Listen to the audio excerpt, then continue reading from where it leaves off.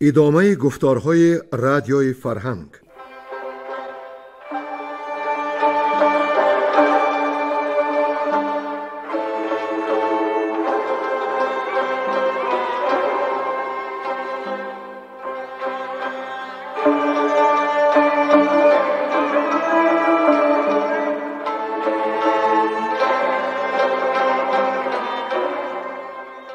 بسا رنج بردم در این سال سی، عجم زنده کردم بدین پارسی. بسا رنج بردم در این سال سی، عجم زنده کردم بدین پارسی.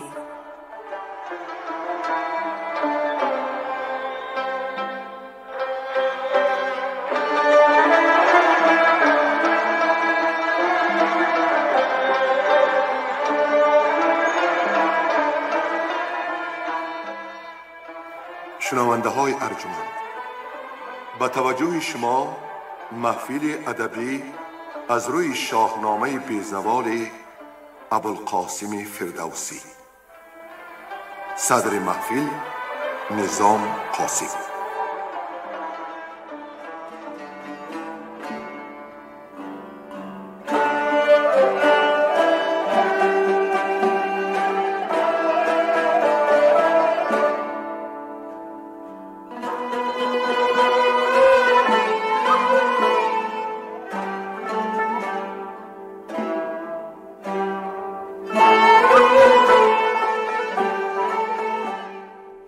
گفتار پیشینمان را با شنونده های عزیز از آن آغاز کردیم که کسری نوشین روان هیئت را با رهبری مهران ستاد برای انتخاب دختر خاقان به چین فرستاد. شبستان خاقان پر از ماه و خورشید و از خواسته بود، ولی آن پیر پاک مغز با هدایت شاه بانوی اصیلزاده را برگزید که جز آرایش کردگارش نبود. و ستاره شناسان فال زدند که از او بیاید یک شاه زیبای گاه که بر او چین و ایران کند آفرین.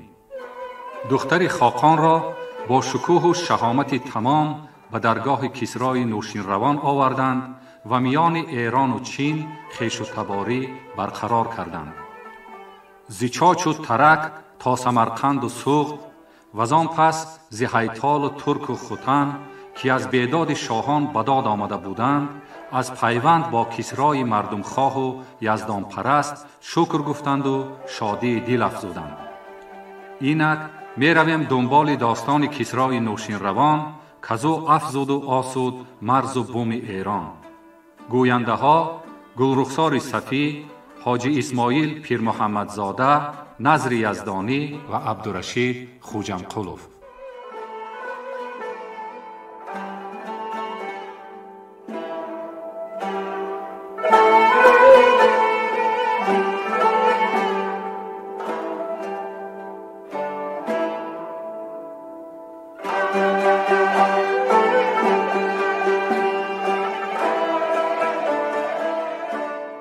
اندر آرام یافتن جهانیان از آیین نوشین روان.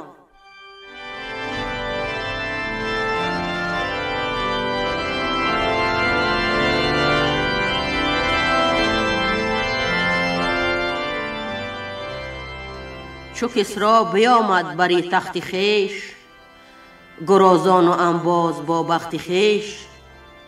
جهان چون بهشت شد آراسته، ز داد و ز خوبی پر از خواسته. برآسوده شاهان از آویختن، به هر جای بیداد خون ریختن. جهان نو شد از فره ایزدی، ببستند گفتی دو دستی بدی. ندانست کس غارت و تاختن، وگر دست سوی بدی آختن. جهان به فرمان شاه آمدند، ز کژی و تاری براه آمدند. کسی کو بره بر درم ریختی، از آن خواسته دزد بگریختی. ز دیبا و دینار بر خشک و آب، برخشنده روز و به هنگام خواب. ز بیم و ز داد جهاندار شاه، نکردی بداندیش از آن سو نگاه. جهان چون بهشت شد آراسته، در و دشت یک سر پر از خواسته. بپیوست نامه ز هر کشوری، ز هر نامداری و هر مهتری. ز بازارگانان و ترکان چین، ز سقلاب و هر کشوری همچنین. ز بسنامه مشک و چینی پرین، از آرایش روم و از بوی هند. شد ایران به کردار خرم بهشت، همه خاک عنبر شد و زرش خیشت. جهانی به ایران نهادند روی، برآسوده از درد و از گفتگوی. گلابست گفتی هوا را سریشک، بیاسوده مردم ز رنج و پزشک. ببارید بر گل به هنگام نم، نبود کیشت ورز ز باران دژم. در و دشت گل بود و بام و سرای، جهان گشت پر سبزه و چارپای. همه رودها همچو دریا شده، به پالیز گل چون ثریا شده. به ایران زبانها بیاموختند، روانها به دانش بیفروختند. ز بازارگانان هر مرز و بوم، ز هند و ز چین و ز ترک و ز روم. ستایش گرفتند بر رهنمای، فزایش گرفت از گیا چارپای.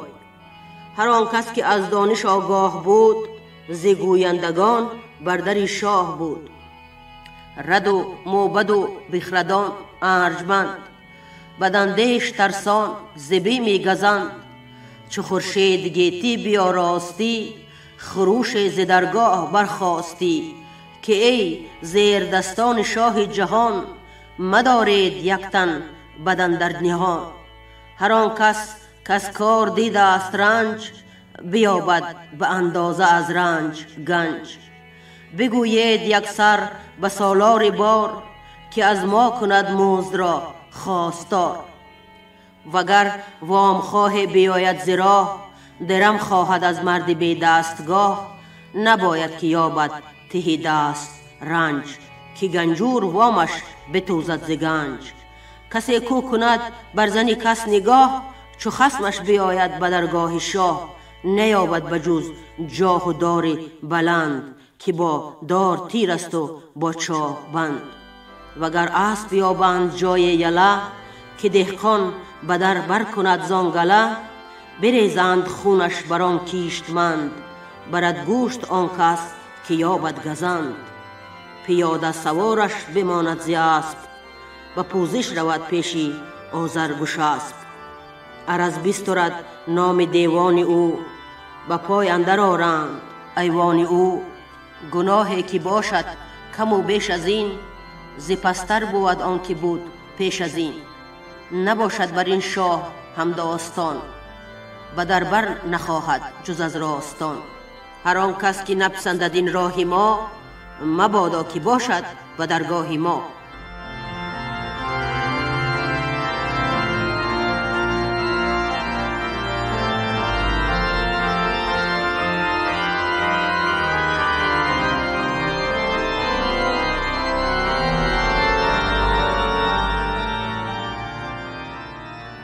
پند دادن بوزرجمهر نوشین روان را.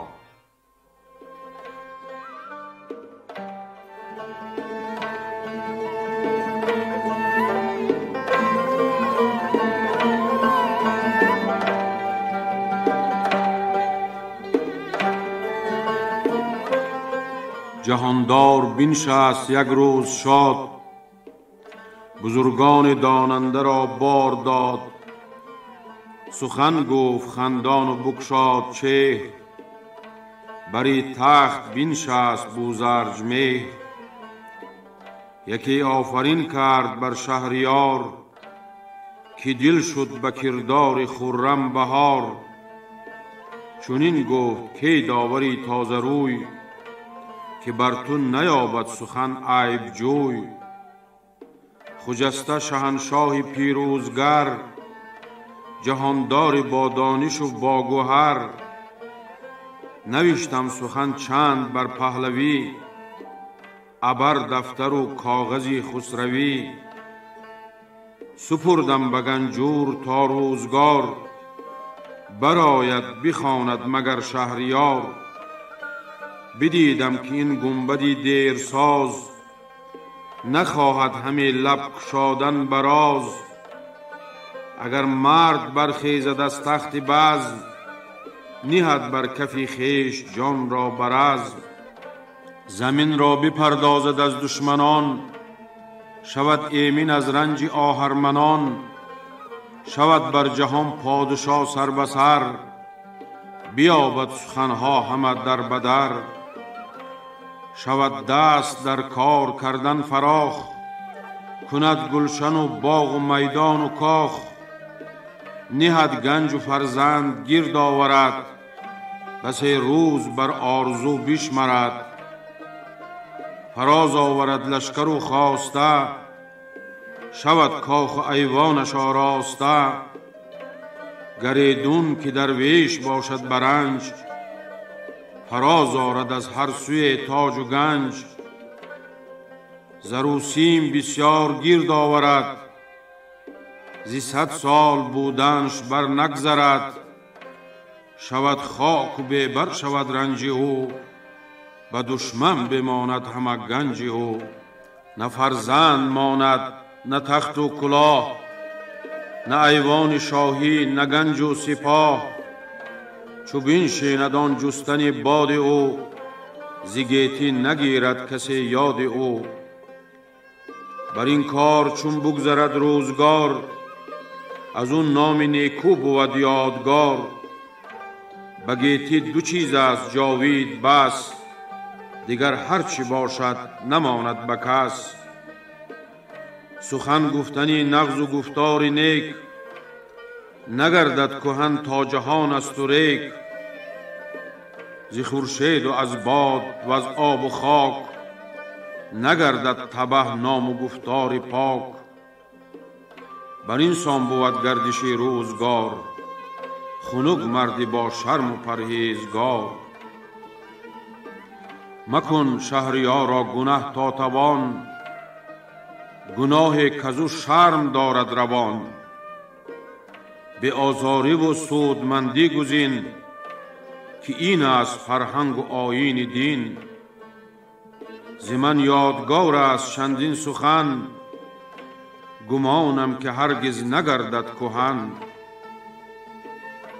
چو بگشاد روشن دل شهریار، فراوان سخن کرد از او خواستار. بدو گفت فرخ کدام است مرد، که دارد دل شاد به باد سرد. چونین گفت کان کو بود بیگناه، نبرده است آهرمن او را ز راه. بپرسیدش از کژی و راه دیو، ز راه جهاندار کیهان خدیو. بدو گفت فرمان یزدان بهیست، که اندر 2 گیتی بدو فرهیست. دری بدتری راه آهرمن است، که مردی پرستنده را دشمن است. بماند بدو رادی و راستی، نکوبد دری کژی و کاستی. هر آن چیز کان بهره تن بود، روانش پس از مرگ روشن بود. از این هر 2 چیز ندارد دریغ، که بهر نیام است یا بهر تیغ. سخن مشنو از مرد افسون منیش، که با جان روشن بود بدکنیش.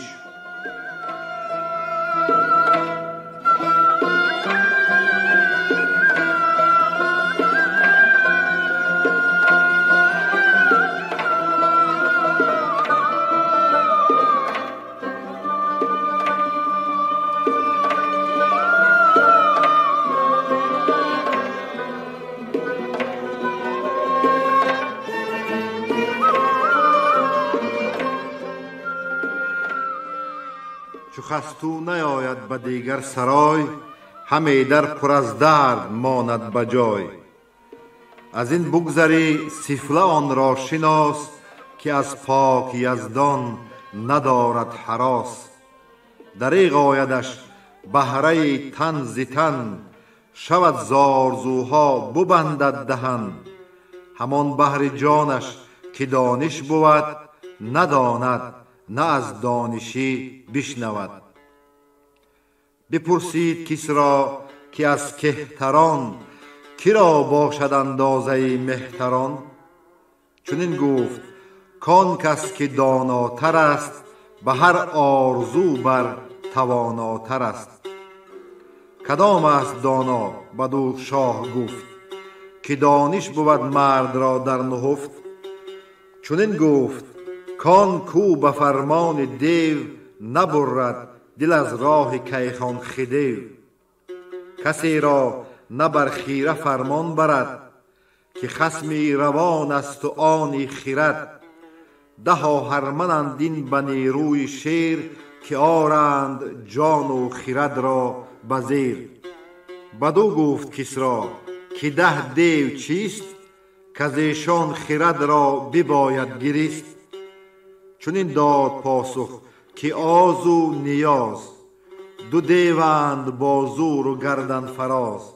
دیگر خشم و رشک است و ننگ است و کین چون نمام و دوروی و ناپاک دین. دهم آن که از کس ندارد سپاس به نیکی و هم نیست یزدان شناس.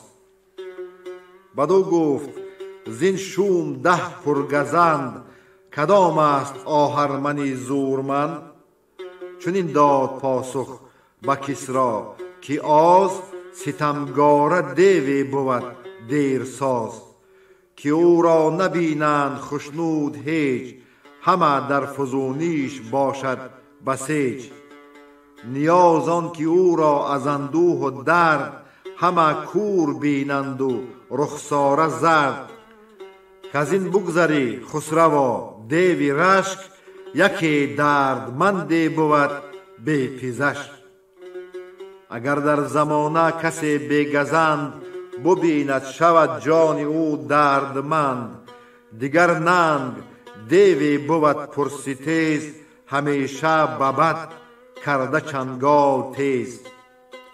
دیگر دیو کین است پرجوش و خشم ز مردم نتابد گهی خشم چشم. نه بخشایش آرد به کس بر نه مهر دژآگاه دیوی پرآژنگ چهر. دیگر دیو نمام کو جز دروغ نداند نراند سخن با فروغ. بماند سخن چین و دوروی دیو بریده دل از ترس کیهان خدیو. میان 2 تن جنگ و کین افکند بکوشد که پیوستگی بشکند. دیگر دیو بی دانش و ناسپاس نباشد خردمند و نیکی شناس. به نزدیک او شرم و رای اندکی است به چشمش بد و نیک هر دو یکی است. ز دانا بپرسید پس شهریار که چون دیو با دل کند کارزار. به بنده چی داده است کیهان خدیو که از کار کوته کند دستی دیو؟ چنین داد پاسخ که دستی خرد ز کردار آهرمنان بگذرد. ز شمشیر دیوان خرد جوشن است دل و جان دانا بدو روشن است. گذشته سخن یاد دارد خرد به دانش روان را همه پرورد. خرد باد جان تو را رهنمون که راه دراز است پیش اندرون. وگر خود بود آن که خوانیم خیم که با او ندارد دل از دیو بیم. جهان خوش بود بر دلی نیک خوی نگردد بگیردی دری آرزوی. سخنهای امید گویم کنون که دل را به شادی بود رهنمون. همیشه خردمند امیدوار نبیند بجز شادی از روزگار. نیندیشد از کار بد یک زمان ره تیر گیرد نه راه کمان. دیگر هر که خشنود باشد به گنج نیازد نیارد تنش را برنج. نیندیشد و بر دیرم ننگرد همه روزی او بر خوشی بگذرد. دیگر هر کی یزدان پرست است و بس، برنج و به گنج و به آزرم کس، ز فرمان یزدان نگردد سرش، سرشتی بدی نیست در گوهرش. بر این هم نشان است پرهیز نیست، که نفروشد او راه یزدان به چیست.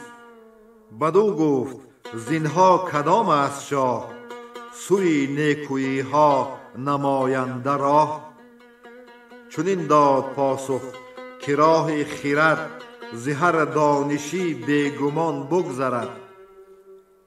همان خوی نیکو که مردم بدوی، بماند همه ساله با آبروی.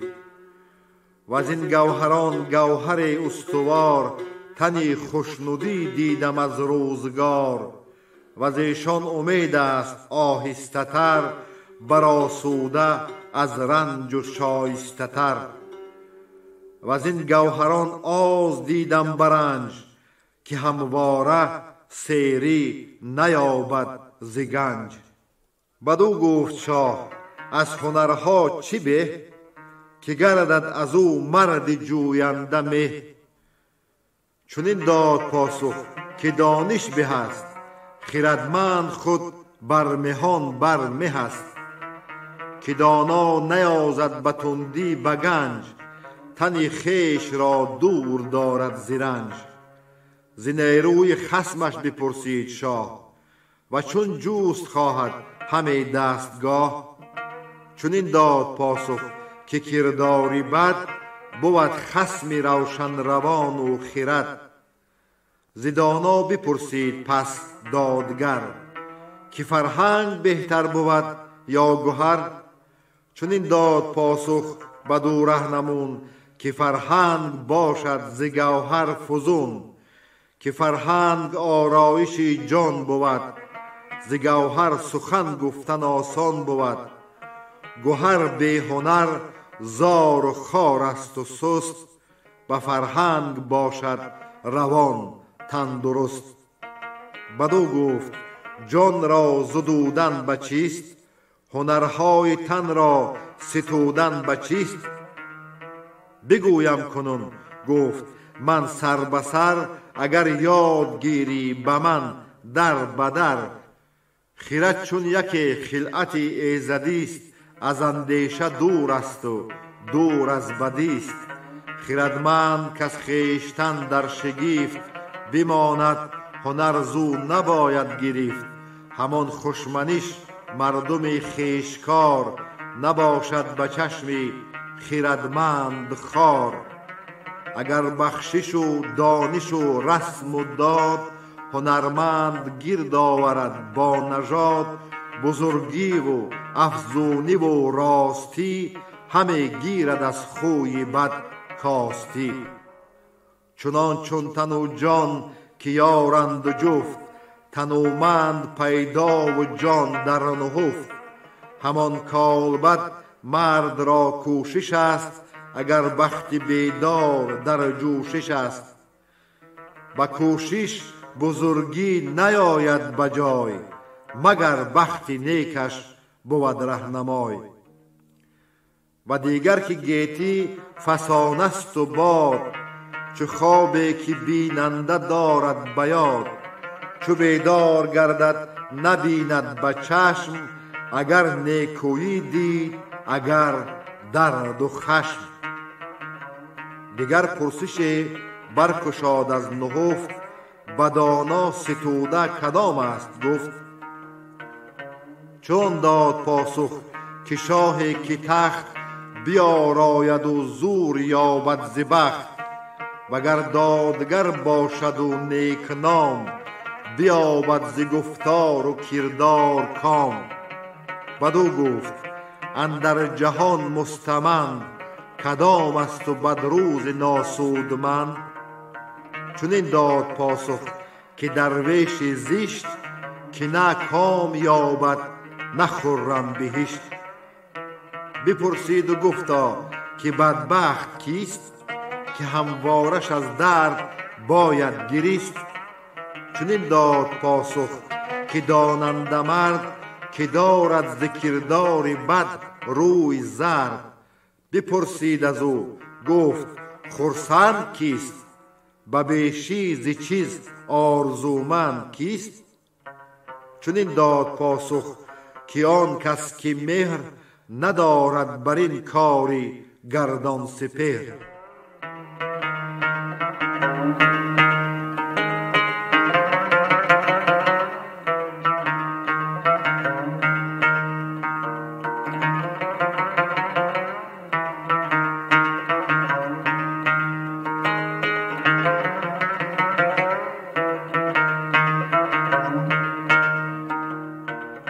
بدو گفت ما را کی شایسته تر؟ بدو گفت آن کس که آهسته تر. بپرسید از او گفت آهسته کیست؟ که بر تیز مردم بباید گریست. چنین داد پاسخ که از عیب جوی، نگر تا کی پیچد سر از گفتگوی. به نزدیک او شرم و آهستگیست، خردمندی و رای و شایستگیست. بپرسید از او نامور شهریار که از مردمان کیست امیدوار. بدو گفت آن کس که کوشاتر است، دو گوشش به دانش نیوشاتر است. بپرسید از او شهریار جهان، از آگاهی نیک و بد در نهان. چنین داد پاسخ که از آگهی، فراوان بود کژ و مغزش تهی. مگر آن که گفتند خاک است جای، ندانم چگونه است دیگر سرای. بدو گفت کسری که آباد شهر، کدام است و ما زو چی داریم بهر. چنین داد پاسخ که آباد جای، زیدادی جهاندار باشد بپای. بپرسید و گفتش کی بیدارتر، پسندیده تر، مردی هوشیارتر. بگیتی کدام است با من بگوی، که بیفزاید از دانشی آبروی. چنین داد پاسخ که دانای پیر، که با آزمایش بود یادگیر. بدو گفت کسری که رامش کی راست، کی دارد به شادی همی پشت راست. چنین داد پاسخ که آن کو زبیم، بود ایمن و باشدش زر و سیم. بدو گفت ما را ستایش به چیست، به نزدیک هر کس پسندیده کیست.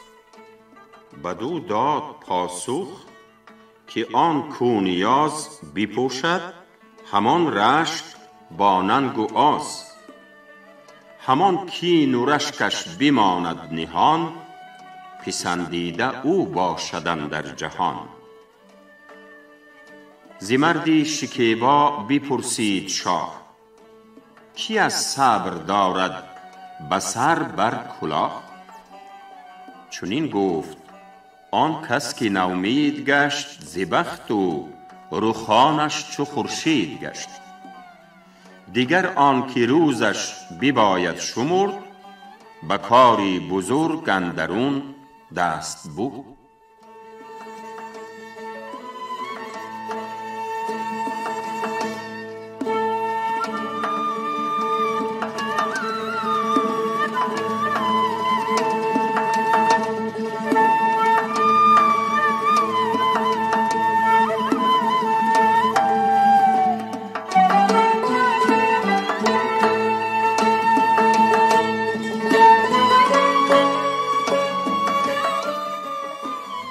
بدو گفت غم بر دل کیست بیش، کز اندوه سیر آمد از جان خویش. چنین داد پاسخ که آن کو ز تخت، بیفتاد و نومید گردد ز بخت. بپرسید از او شهریاری بلند که از ما کی دارد دل دردمند؟ چنین گفت کانکو خردمند نیست، توانگر کسی را که فرزند نیست. بپرسید شاه از دل مستمند، نشسته به کور من درون بگزند. بدو گفت با دانش و پارسا، که گردد برو ابله پادشاه. بدو گفت نومیدتر هم کسی، که باشد توانایی او را بسی. چونین گفت کانکو ذکار بزرگ، بیفتد بماند نژند و سترگ. بپرسید از او شاه نوشین روان، که ای مرد بینا و بختت جوان، کی دانی که بینام و آرایش است، که او از دری مهر و بخشایش است؟ بدو گفت مردی فرمان گناه، گناهگار درویشی بی دستگاه. بپرسید و گفتش که برگوی راست، که تا از گذشته پشیمان کی راست؟ چنین داد پاسخ که آن تیره ترک، که بر سر نهد پادشاه روز مرگ. پشیمان شود دل کند پر هراس، که جانش به یزدان بود ناسپاس. و دیگر که کردار دارد کسی، به نزدیک او ناسپاسان بسی. بپرسید و گفت ای خرد یافته، هنرها یک اندر دگر بافته.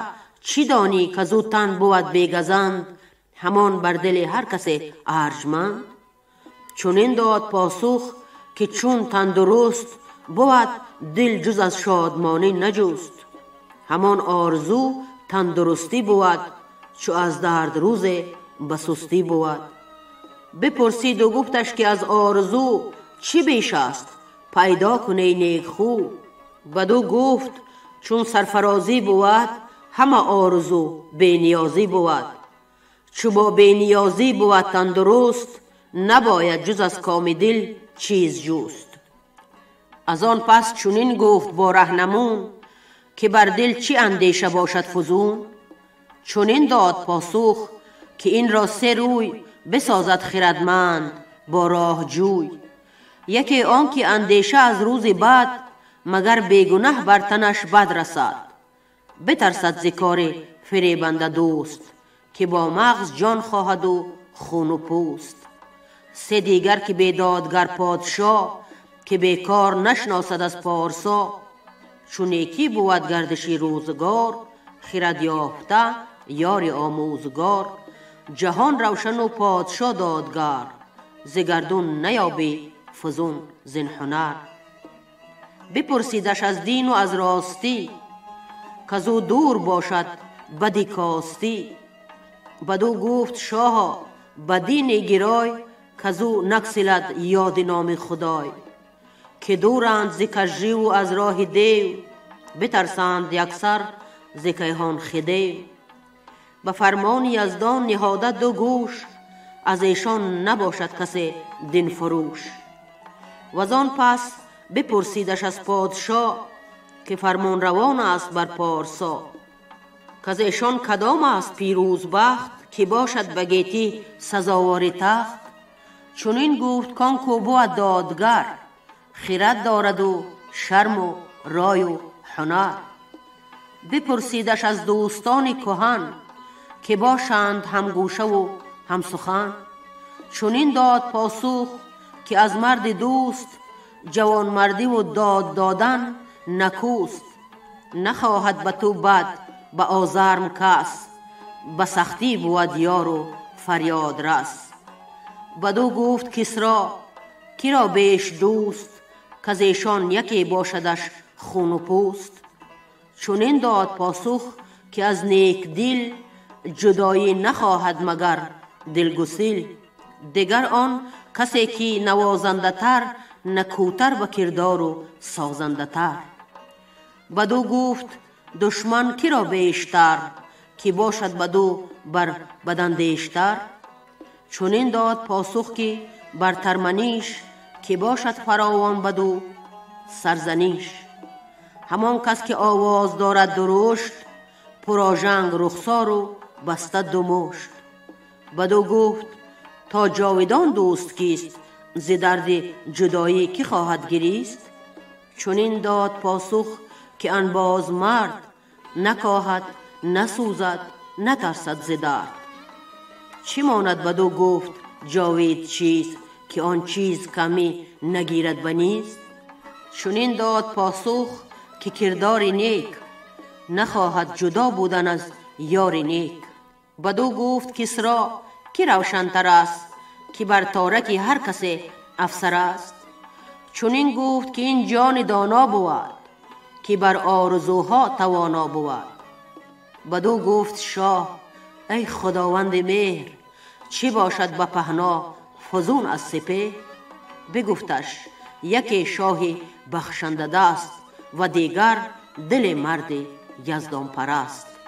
بپرسید و گفتش چی آژیرتر، کزان بر فرار زد خردمند سر. چنین داد پاسخ که ای پادشاه، مده گنج هرگیز به ناپارسا.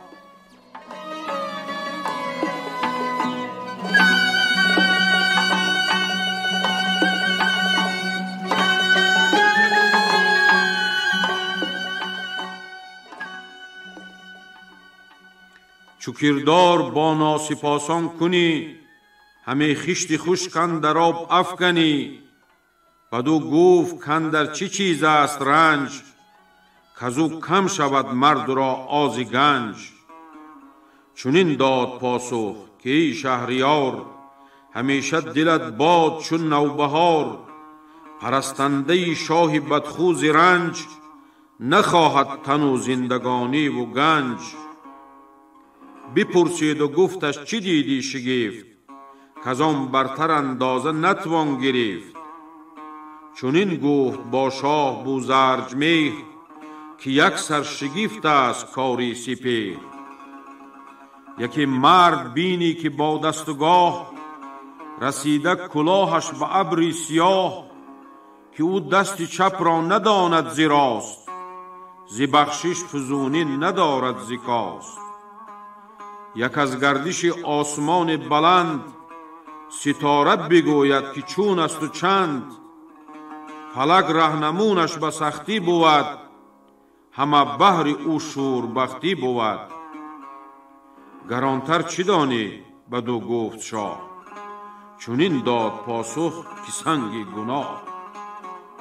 بپرسید که از بدترین کارها، ز گفتارها هم ز کردارها. کدام است با ننگ و با سرزنیش، که خواند ورا هر کس بدکنیش. چنین داد پاسخ که زفتی ز شاه، ستیهیدن مردمی بیگناه. توانگر که تنگی کند در خوریش، دریغ آیدش پوشش و پروریش. زنانی که ایشان ندارند شرم، به گفتن ندارند آواز نرم. همان نیک مردان که تندی کنند، وگر تنگ دستان بلندی کنند. دروغ آن که بیرنگ و زشت است و خوار، چه بر پایکار و چه بر شهریار. به گیتی ز نیکی چه چیز است گفت، هم از آشکار و هم اندر نهفت. کزان مرد داننده جوشن کند، روان را بدان چیز روشن کند.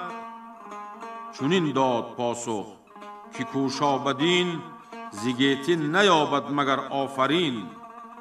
دگر آن که دارد ز یزدان سپاس، بود دانش مرد نیکی شناس. بدو گفت کسری ز کرده چی به، چی ناکرده از شاه و از مردی که. چی بهتر ز فرمودن و داشتن، وگر مرد را خوار بگذاشتن. چی بهتر کزان باز داریم چنگ، گرفتن چی بهتر ز بهر درنگ. به پاسخ نگه داشتن گفت خشم، که از پرگناهان بخوابند چشم. دگر آنکه بیدار داری روان، نکوشی به بد کارها تا توان. فروهشته کین برگرفته امید، بتابد روان زو به کردار شید. بکاری بزه چند یا بی مزه، بیفگن مزه دور باش از بزه. سپاس از خداوند خورشید و ماه، که رستم ز بوزرج مهر و ز شاه. چو این کار دلگیرت آمد ببون، ز شطرنج باید کرانم سخون.